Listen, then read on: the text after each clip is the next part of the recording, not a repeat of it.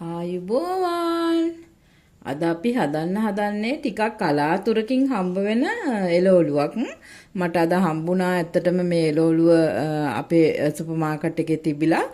මේ තමයි අවර වර්ගයක් මේක අවර බල තියෙනවා වර්ග කීපයක්ම පෙති අවර කියලාත් මේ පෙත්ත වගේ අවර එකකුත් තියෙනවා. ඉතින් මේ බෝංචි වගේ තියෙන මේ අවර එකක් තියෙනවා. ඉතින් මේක බෝංචි සුද්ධ කරනවා වගේ මෙහෙම මේ දෙපැත්තෙන් සුද්ධ කරලා අරගන්න තියෙන. ඉතින් ඕගොල්ලන්ට හම්බුනොත් මේ විදිහට මෙහෙම කරලා සුද්ධ කරලා අරගන්න බෝංචි සුද්ධ කරනවා වගේ. ඉතින් එහෙම සුද්ධ කරලා අරගන්න මම මේ ටිකත් එහෙම සුද්ධ කරලා තමයි අරගන්නේ.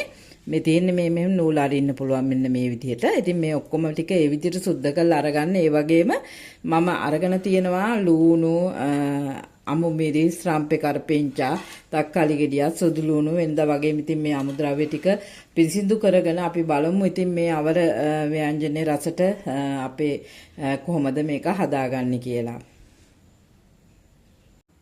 දැන් අපි අපේ අමුද්‍රව්‍ය ටික සේරම පිරිසිදු කරගෙන අරගත්ත ඇත්තටම කියනවනම් අපි අවර ටික සුද්ධ කරලා සෝදලා අරගෙන තියෙන්නේ. ඉතින් ඕගොල්ලන්ට පුළුවන් සමහර අය නම් මෙහෙම අවර ටික මෙහෙම දෙපිලි වෙන්න ගලවනවා. මෙහෙම පියලි දෙකක් වෙන්න ගලවලා සමහරව ඇට ටික අයින් කරලා කපනවා. ඉතින් එහෙම කැමති නම් එහෙම කපා ගන්න. ඕගොල්ලන්ට පුළුවන් මේ අවර කරලා මෙහෙම චූටියට හීනියට මෙහෙම ලියා ගන්න. ඉතින් මේක ඇට එක්ක යුවා කියලා ප්‍රශ්නයක් වෙන්නේ නැහැ. මෙන්න මෙහෙම හීනියට බෝංචි ලියනවා වගේ මේ වගේ ප්‍රමාණයට ඕගොල්ලෝ ලියා ගන්න. මේ වගේ හීනියට ලියා ගන්න. ඉතින් ලියාගෙන ඔක්කොම ටික ලියාගෙන ලෑස්ති කරගන්න. මේකට මම බටර් ටිකක් පාවිච්චි කරනවා. ඉතින් බටර් හරි මාගරින් හරි ඔයගොල්ලන්ට පුළුවන් මේකට පාවිච්චි කරන්න. හරිම රසයි හැදුවාම මේ ව්‍යංජනය. ඉතින් මාගරින් පාවිච්චි කරලා හදනකොට හරිම රසයි. ඉතින් ඔයගොල්ලෝ බලාගෙන ඉන්න මේක හදන විදිය කොහොමද කියලා.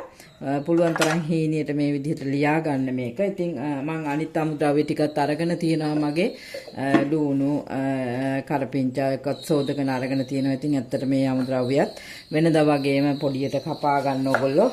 ඉතින් ඕගොල්ලෝ දන්නවා මේ ලූණු එහෙම ව්‍යංජනයකට කපන විදිය.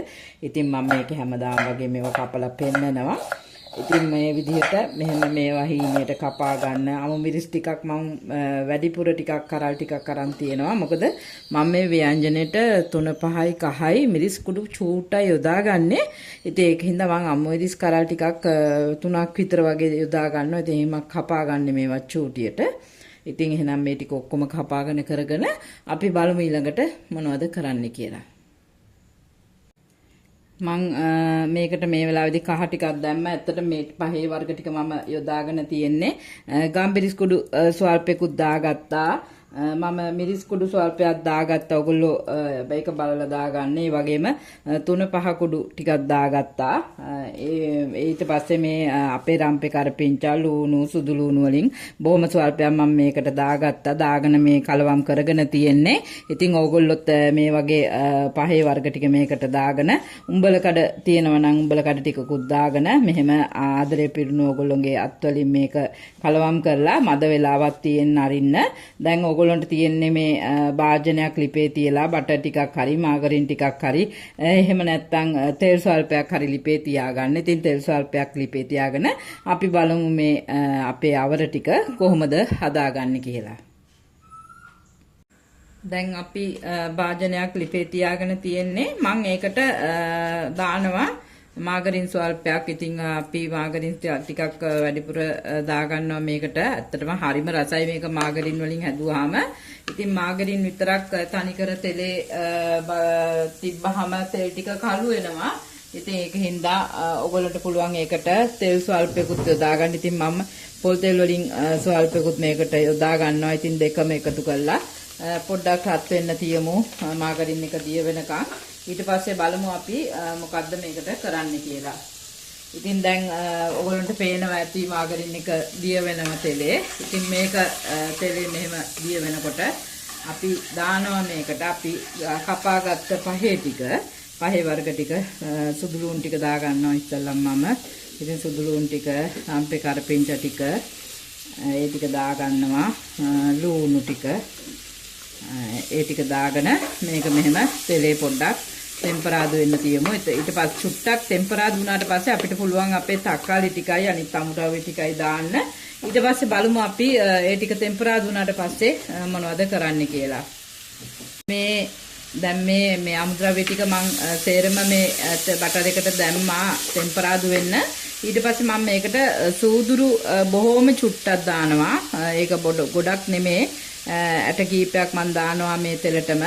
ඊට පස්සේ ඔයගොල්ලන්ට පුළුවන් කැමති නම් අබ කුඩු තිබ්බ හින්දා අබ කුඩු වලුත් ස්වල්පයක් මම මේකට දාගන්නවා. ඒක ඔයගොල්ලන්ට කැමති නම් විතරක් දාගන්න පුළුවන්. ඉතින් එහෙම දාලා උඹල කඩ ටිකක් තියෙනවා නම් ඒකත් මේ වෙලාවේ මේකට එකතු කරගන්න. ඉතින් ඒක ඕගොල්ලෝගේ කැමැත්ත අනුව දාගන්න පුළුවන්. දැන් හොඳට මේක තෙලේ ටෙම්පරාදු වෙනවා.